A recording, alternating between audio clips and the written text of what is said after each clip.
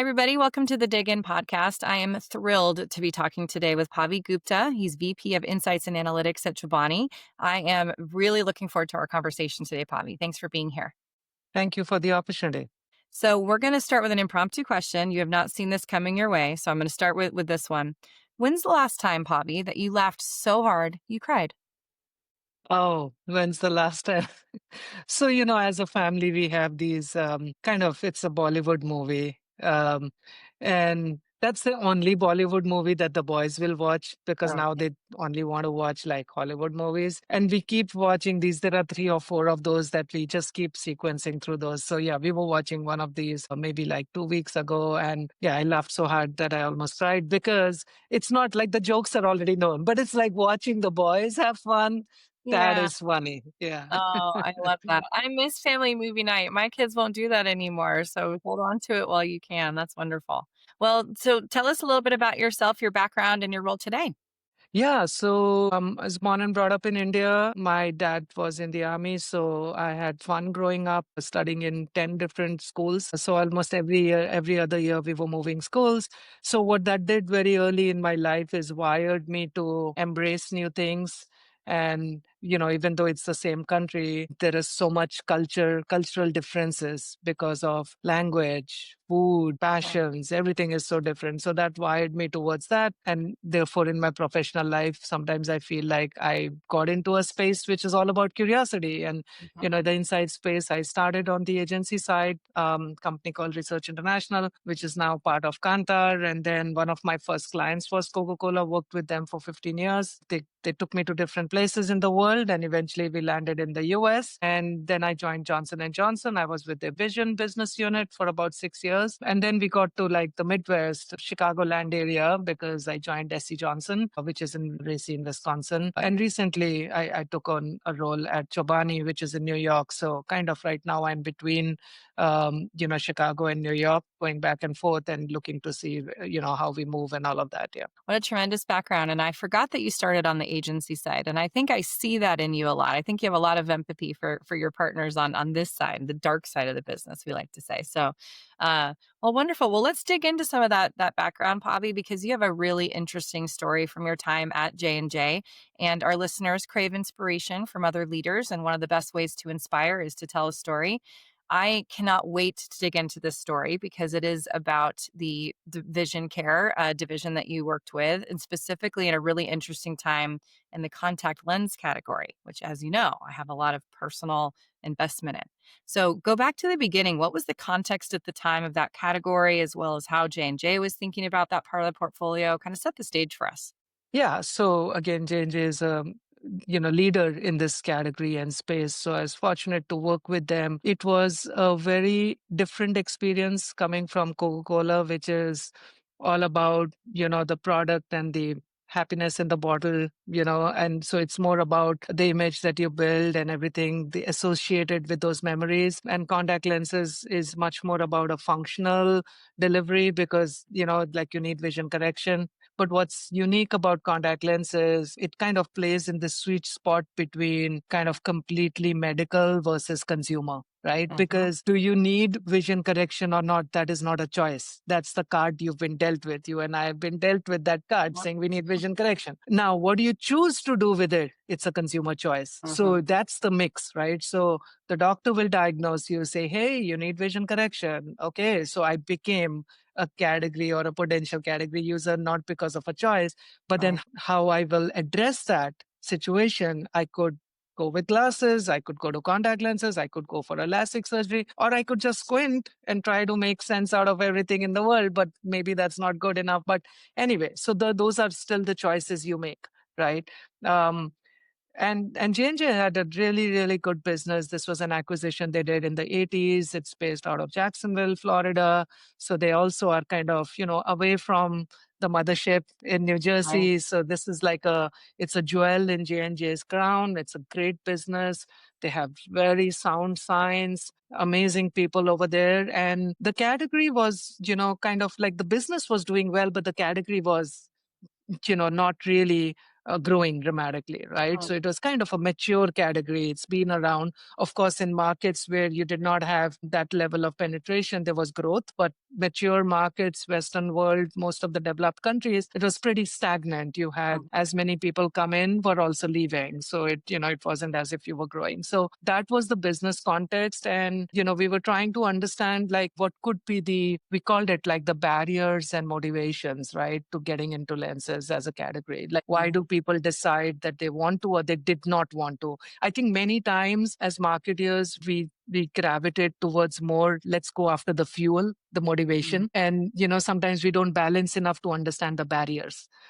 In this case, we knew that with contact lenses, barriers are also a big thing because it's about getting into that habit of like using them every day. There is a ritual in using contact lenses. And that means to build that ritual, you need to build habits. And to build habits, you need to address what are the barriers that are stopping you from making those habits, right?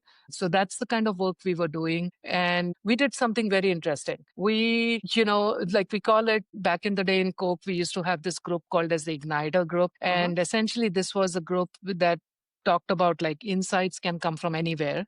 And you can have normal insights. Okay, this is the category who consumes, doesn't consume, what's going on. You could have deep insights. Let me go to deep consumers or deep rejectors, or let me go to anthropologists and talk to them about what's going on. Or you could have what we called as weird insights, and the weird space came from you start observing or understanding categories that have nothing to do with the category of interest that you are in. And that can sometimes, there's like a lateral thought that comes and then you're like, ooh, okay, this applies to my category as well. So let me bring that to life. So as we were doing this, one of the weird immersions we did was we were in Florida. So as you know, Florida has a lot of fun things like alligators and snakes. So there's an alligator farm in St. Augustine. And one of the weird ideas was, can we do an immersion with the alligator farm? And you would say like alligator farm and alligators, nothing to do with contact lenses. But see, you roll the dice every time you're a winner in the weird immersions. Okay. Every time. So this time I'll tell you how we were a winner. So the alligator farm person came to us and, at the venue, and he got a baby alligator with him. And the baby alligator was like cute, but still scary. So they got this baby alligator. And, like when we were discussing, we used to like sit in small groups and we were discussing with him on the table, and you had the baby alligator sitting in front of you on the table. And some people were brave. They would just like, try to pet or touch the alligator. And I didn't have the courage. And there were other people who were like, and so we came on that insight. And the insight was what we described it as irrational fear, right? So this was irrational fear. The alligator, other people touched, nothing happened. The alligator's mouth is taped up. They're not going to bite. It's a baby alligator. They are cute. Babies are cute. And even a baby alligator is cute. But you still have the irrational fear of, I don't want to do this. So it's irrational. It's not rational.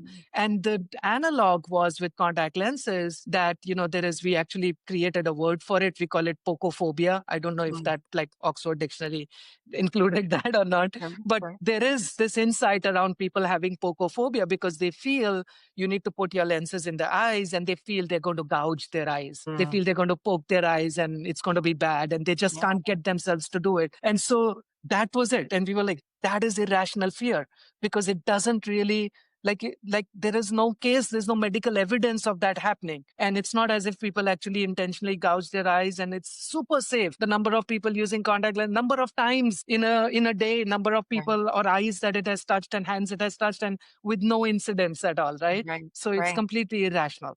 And then we said, okay, how do we activate against this insight? Because that is one of the barriers towards trial. And then, that led to a campaign idea. And in the campaign idea, like actually, as we were doing more work as follow-up, we figured that consumers in their minds who had never actually touched a contact lens used to feel like, contact lenses are very hard. They would be made of glass. And therefore, they would, when I put them in the eye, like it's going to feel, and that's why it might poke my eye or it might hurt my eye, right? Yeah. And so in the group discussion itself, we handed them some real contact lenses to play with. Hmm. And contact lenses are very squishy. They're like made of like most of them is water actually. It's Right. silicon with water, right? So they're extremely hydrated. And so they're very soft and squishy. And some people might have remembered old times contact lenses used to be reasonably hard. And now times have changed. The technology is so much better. And like when people start like touching and feeling, and the campaign was called Touch Me, it's like, okay, touch me and you'll be Hmm. surprised. And you were surprised. And then we started doing candid cameras and like, of course, take their consent and build that into the campaign. And that Right. was the entire story around addressing this barrier, which came from the insight around irrational fear. Yeah. Oh my gosh. Okay. So let's go back to the alligator farm because I was not sure where that was going to go. And I am excited to learn where it went. But that idea of irrational fear and that sort of coming out of this experiential session that your team had, do you think if that session would have been, I don't know, at Walt Disney World and you'd done something totally different, that you would have arrived at a different insight? Or just kind of talk a little bit about, was that just a fortuitous experiential outcome, or was there thinking going into it? Let's do it at an alligator farm because we want to see how uncomfortable people can be. Yeah. So I think it's a mix, right? I think there is some element of serendipity in terms of like how you set it up and that particular incident or Mhm. instance or something happens and then you have this, wow, that's the insight, right? And again, many times I say like insights are hiding in plain sight. It's Yeah. just that you never took time out to like really think what was happening. Everything's happening kind of in the moment and motion, and you don't like sometimes think so deeply about it. So doing these kind of immersions and doing this deeper, that is the part which is the organized part of it. It is Mhm. intentionally slowing yourself down. It is intentionally observing your settings. It's intentionally trying to make sense of like what are people doing and the psychology or the psyche of consumers and human beings, right? So that's Right. the intentional part. The fortuitous part is like, yeah, this was an alligator farm. We hit on that insight. Like, what if we did something else, and then we would have hit. So, what you do is you do multiple immersions. You just don't do Mhm. one, right? Right. So, you try to hedge your bets and you say, what are the different type of weird immersions you could do? Right. And so, in this very example, we did another one was with a smart home builder. And you're like, okay, how does a smart home builder relate to contact lenses, and then we came on another insight, and we could do another podcast on it, but the headline on it was what we call as signs of agitation. So the Mm. smart home builder said, hey, I have like, because this is high value that I sell and I have a sales team and I want to keep an eye on what's going on, and then I look for signs of agitation Mhm. where I feel my sale is not going through. And Mhm. that's when I know I need to step in. And that signs of agitation is true. Everybody eventually drops out of contact lenses, but it Mhm. doesn't happen overnight. You don't Right. wake up one morning and say, I'm done. I'm not wearing these again. Like, yes, Right. it eventually does, but there are signs of agitation. You have one bad moment and another one and another one, and then you give up. And so that was the insight to say, like, can we capture those signs of agitation early? Then you can Mhm. address them, because Right. by the time then it becomes a dam and the dam breaks and then you're done. Like then you're Right. done. You're out of the category. By the way, not only are you out of the category, the likelihood of your kids going into the category goes down dramatically. Because That's a then as really a good parent, point. Yeah. there's like we statistically prove that. Like then as a parent, you're like, I'm not going to let my kid into it because from my experience, this was not a good experience. So Sure. it's not only for that person, but it's also for the future generations or the negative word of mouth that's going to create. Right. Wow. Okay. That's really, really compelling. And then I was thinking about this irrational fear and how then you went to activate against that. And I imagine in categories where the product experience just does have such a physical and almost a visceral type of reaction, how do you think about developing things like creative and things that you can actually kind of communicate and demonstrate to the consumer that it actually will be a positive sensory experience? How do you do that in a conceptual way? Yeah, that's a very tough one, Jess. Yeah, it's a really tough one. I feel, again, there was in this particular case, we used like empathy, voice of the consumer, Mhm. right? To kind of build. By the way, one of the other themes that we address is again with the youngsters, the barriers are even higher, right? And then the youngsters, they are not like the teenagers or, preteens, they are not able to learn from adults how to put the contact lenses in and out. Because again, it's like an adult teaching, and they're like, you don't understand my life. My hands are tiny. I don't have the same motor skills that you do. Like, they don't say that, but that those end up being barriers for them. They don't relate that well. And Right. then someone hit on the idea. I think there was some influencer doing, I don't know, was it Lego or one of the Mattel toys? And it was actually kids talking Mm. about their experience Right. of, and so that was another, nugget we got from there. And then we applied that here and we said like, hey, let's look out. And sure enough, there were some influencers, like younger teens, who actually were putting their content out to help teens with Mhm. grooming or like tips and all of that. And Yeah. so we did like a segment on contact lens because kids will listen to kids better. They will relate better. So I think that could be one way to address it, Mhm. which you Yeah. try to kind of say trigger the mirror neuron system and have them relate to, who's the person saying it, and they can relate to that. They can put themselves in their shoes and then they can do that. That could be one kind of a workaround. The other piece is, again, we also built what was called as the AccuView experience, which Mhm. was like built an entire program around the experience elements, right? And that's when you say, how do you build an ecosystem, and how do you recognize that, the entire experience of the product is an important thing. It really matters. And Right. how do you amplify the good moments, and how do you address them when they have problems? Yeah, wow, that's so interesting. I think that brand connection is just so important, and of course, you and I have probably more extreme examples in terms of our, our necessity to have, contact lenses or eyewear. But for me, that's my survival item. So when I think about if I'm on a desert island, that's what I'm bringing with me because I simply can't live without it. In fact, when the pandemic hit and there was a lot of worry about supply chain and implications to getting some of the things we relied on, I stocked up big time. And I just remember my optometrist going, it's going to be okay. And I was like, no, this is the one thing I just can't live without. So it is interesting how each of us kind of form those connections with those brands and those categories over time. But that's my survival item. I'm telling you, if I ever get sent on one of those shows, Bobby, taking that. Taking I can now make sense about that tiny blip in Canada in the months of the pandemic, why that went up. Yeah. Yeah, it's a well, tremendous story, a wonderful example from your background in terms of a category that you had a lot of real rich understanding that played out. And what's your biggest takeaway from that sort of category lens experience at J&J? Yeah, I mean, it was fascinating as we did all this work. I was really blessed to have a very solid team, very good at what they do. A lot of the things I'm saying was done by them, not by me, so Yeah. not trying to take the credit away. But the intelligence that we built, the insights that we built was tremendous. It was terrific, and it took us a long way. Um, but interestingly, we got a new leader who came in, and when this new leader came in, and I was like, hey, I would love to take you through everything that we've done. We are so not humble, but so proud of what we've done because we believe we've really cracked the code on how the category can grow. And we took him through everything. And he looked at that and it was an hour after the conversation and he looked at me and I was like, how was this? And he was like, yeah, it's okay. And I was like, really? Like, okay? Like, this is brilliant. This is amazing work. So I went through like a complete grief cycle on that. And then, grudging acceptance of like, well, he said, okay, he did not say this is useless, right? And it's like, okay, let's try to, unpeel the onion a little bit. Like, why is this okay? Why is it not amazing? And so then I started talking to him to get more understanding. And he said, like, hey, don't get me wrong, the work is outstanding, but you're doing this very traditional. You're still doing Mm. surveys and focus groups, and I have nothing against it. It's awesome. But consumers are talking, they're sharing, they're posting, they're tweeting. He called it the digital exhaust, that's there. Why are you not tapping into that? Maybe you Um, can do these things faster, smarter, better.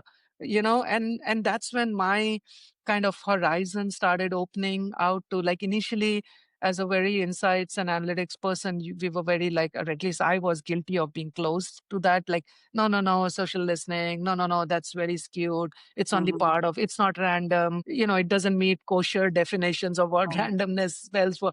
But it's not about like one versus the other.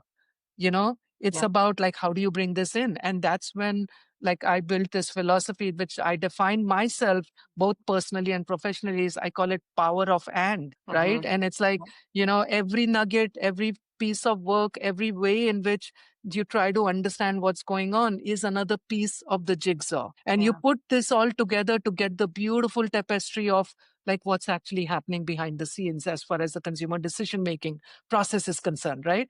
Oh, And then there you could like argue, like, would we have the luxury of doing that every time? No, you'll never have the luxury of doing that every time. Then you need to put that, to calibrate that with what's the risk that the business is going to take with the decision you will take. And if the mhm. decision has very low risk, then yes, maybe you can go with a single trick pony. It's like this Right. was there, this is the insight, we'll just do this. But if the risk is very big, you're buying a plant, you're setting up, you're hiring people, you're putting, like, you're getting into a new line of business, very big risk. Then Mhm. you say, let me make sure I put the full, I solve the jigsaw before I Right. kind of make that rest, right? So that's how you would do this. Yeah. Well, and that ties to, I think, one of the passionate points of view that you've talked about is the role of insights within these organizations and just the importance of what you just said of tapping into, based on the risk level, different data sources, different perspectives to sort of layer that understanding and build the conviction around getting behind a decision as a business. So, what are some of the ways that you think insights professionals can further that vision and really be that, no pun intended, Pavi? I didn't mean to say vision there, but I did. Um, how can they lead that future and make the most out of this important discipline? Yeah, and again, it's a journey, and there's many tricks to kind of continue that progression and continue to get better at it. But one key aspect that I have focused on with my teams has been, let's flip the switch in our own mind. When do we think the project has ended versus actually started? So Mhm, typically, when you had a brief and you had some work to be done, you took the brief from your stakeholder, you decided what was the research approach. I mean, you first saw whether you needed research in the first place or not. And if you did, then you decided what was the research approach, who's the partner, and how do you deliver it. Once you mhm, deliver it, many times you feel that's it, it's done, my job is done. And right, you socialized it. You didn't just send an email, you socialize it, then you feel your job is done. And that was one of the pieces I've been like working with my teams to say, guys, that's when we need to think about our work is actually starting, because right, we are on the client side, we are on the commercial aspect, we are in the business of the business. We are not in the business of insights. So just mhm, delivering the insight is still a means to an end. How do we deliver the end? So we need to champion that insight. We need to start thinking about what's the so what, what's the now what. What are you going to do with this? And right, so that unlock can be one way in which I think the insights organizations and people can continue to develop and evolve, because you will add greater value. Sooner or later, like, someone might question, it's like, hey, I got this insight. Maybe I could have got it straight from the agency. mhm, What's the role you played here? Well, I orchestrated, I got it at a lower cost. I made sure all the things were met. Okay, that is some value, but is that the real value? And that's where you say, well, my real value is I'm going to champion this insight, and I'm going to mhm, champion it and go and knock every door that I need to. And, kind of either I call it like the IP, or actually Stan coined that word, the IP, the inspire and provoke, mhm, the organization to actually change the way they will mhm. actually take or embrace this insight and act on it. Yeah. No, I think that's so critical because so many insights kind of, we call it, die on the digital shelf, right? You deliver a great report or a great program, but how does it live and breathe and evolve within the org? What are some of the more creative ways that you tend to socialize insights in your experience? Or maybe what's do you think is coming, especially with more tech enabled solutions? Yeah. So I think one piece that I definitely try or have tried, and again, it's proportionate to the business decision. So if it's Hmm. like that important, is I call it like experiencing insights. Hmm. Right? So if you just show the insights as a data point or a verbatim or whatever, it has some say, but it doesn't have that level of feel. Can you bring it to life in more ways? Can it be a Hmm. video rather than a quote? Right. Or better still, can we actually take our stakeholders to help them to experience, like, hey, nobody's buying, this category on the shelf or on the aisle. Can we do a shop along to actually help them see why that's going on? Now, this is a little bit risky, because when you take the stakeholders along, that one sample size could actually Yeah. define, what they feel, and then they might begin to like what they saw versus what the data is showing. But if you do this conscientiously, you set it up in the right way, you set up the context, you explain people the pros and cons of this approach, it can be very, very powerful. And then, of Right. course, visualization plays a huge role. So Mhm. we like, instead of just sending numbers, you say, can I do an infographic? Can I make it more pictorial? Can I make it easy? And Mhm. people are like, I think the pandemic was the moment for visualization after John Hopkins started like publishing what's going on. And like everybody was in this idea of like, hey, can we get more visualized? Like, can the data be like more visual and talk to us and make it easier? Because people are usually, a lot of people are intimidated by a lot of tables and a lot of numbers, so that's another way. And then I think the AI world is super exciting, right? I don't know what's out there, but like something like a notebook LM. I Mhm. don't know if you've played with it, but you and I probably didn't need to record. I think that the voice on that I sounds a little bit too close to my voice, so I'm either copying a very generic podcast sounding voice or I don't know. What's Yes, it but like imagine the power of that, right? Yeah. Imagine the power that you feed in a system, what your learnings are, and Mhm. it converts it into a podcast, just as an idea. And then Mhm. you give the podcast to all your executives who are on their daily commute before they have the session, and they listen to a 15-20 minute podcast talking about the big ahas. Wow, amazing. But the thing with AI also is AI is amazing that it comes up with like new ideas, but I also think, like with AI, also equally quickly the fatigue comes. Huh? So that's the watch out, because then you can do it 2 times, 3 times, 4 times, five, but then they'll be like, okay, this is boring, right? So Right. then they need something new. So you need to continue to think. Like Mhm. I have a friend who works at Apple, and luckily I got to spend some time, and she demoed their VR glasses for me. Yeah. And as we were doing that, and I was like imagining, and like she has very keen insight, and she was like, yeah, one of the use cases for you, Pavi, you are in this space, could be we could visualize data for you in a VR, and then that could be the way you could like see, like people could actually say, I want to go in and actually drill more into this versus that. And again, I Mhm. haven't seen too many of those come to life, but I can imagine that those kind of exciting things can be, the Yeah. minority report could be real, in terms of where this Absolutely. goes. Yeah. Yeah, and it goes back to what you said, experience insights. Well, that'd be a cool way to do that, right? I love that. Yeah. Oh, so much to come. I'm very optimistic for it. So we're going to go into the final dig. This is all about you as a person. Feel free to take off the professional hat for just a moment if you want. What's the last product or service you bought on impulse? The last product or service I bought on impulse was actually the latest iPhone for my wife. I was buying one for my son, and he needed one, and he was Mhm. waiting for one. Poor thing, he was on, I think, iPhone 10 for too long.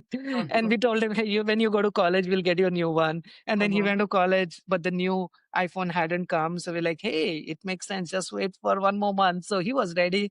So, and then he started like, hey, when are you ordering mine? And so as I was Mhm. ordering for him, and, my wife hadn't even like said that she wanted an upgrade, and she had a 14. It's not a very Mhm. old version, but yeah, I just decided to buy two instead of one. Okay. Was there a BOGO or you just went for it? You just added to cart.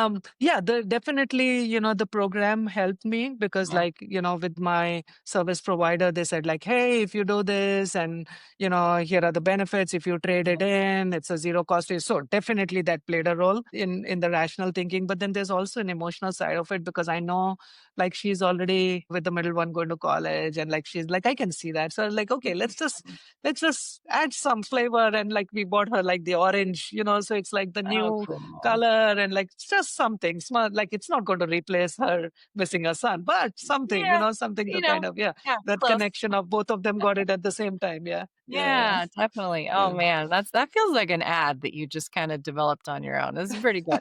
Um, what's a category or a brand that you could rationalize any price point for? You just have to have it in your life.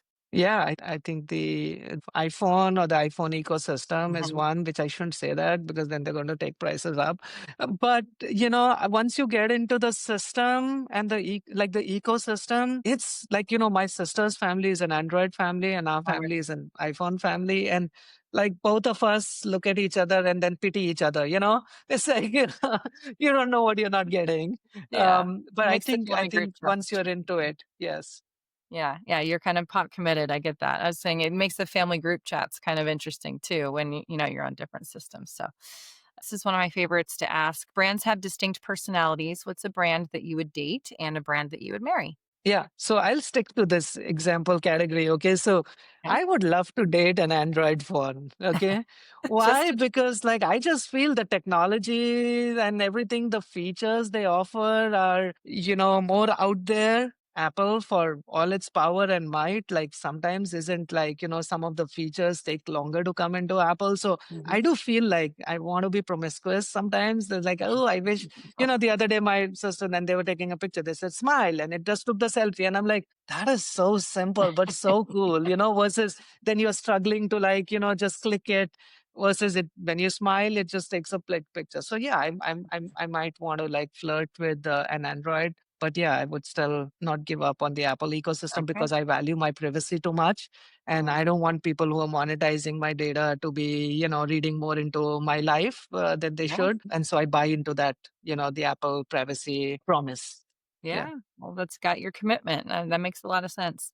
Who's an industry leader that you'd love to hear from on this podcast? Yeah, so the leader I talked to you about, his name is Swami.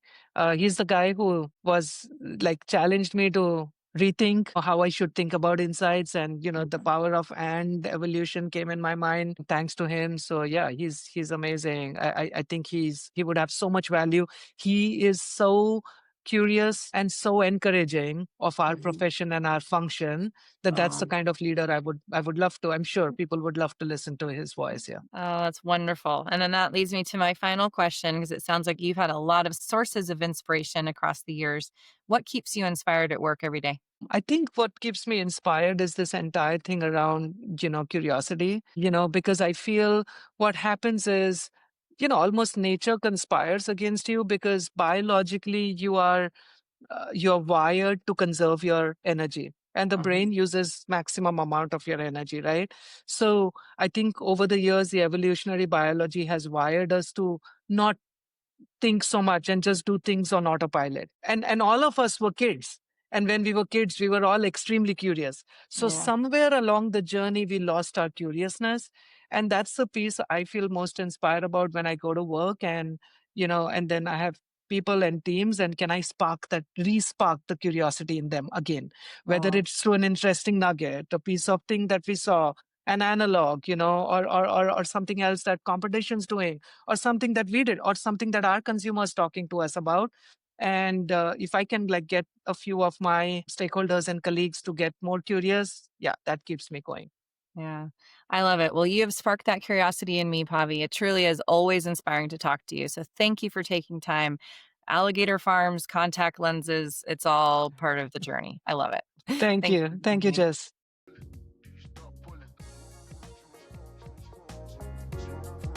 Like what you heard? Share the inspiration or head to diginsights.com to learn more about what we do.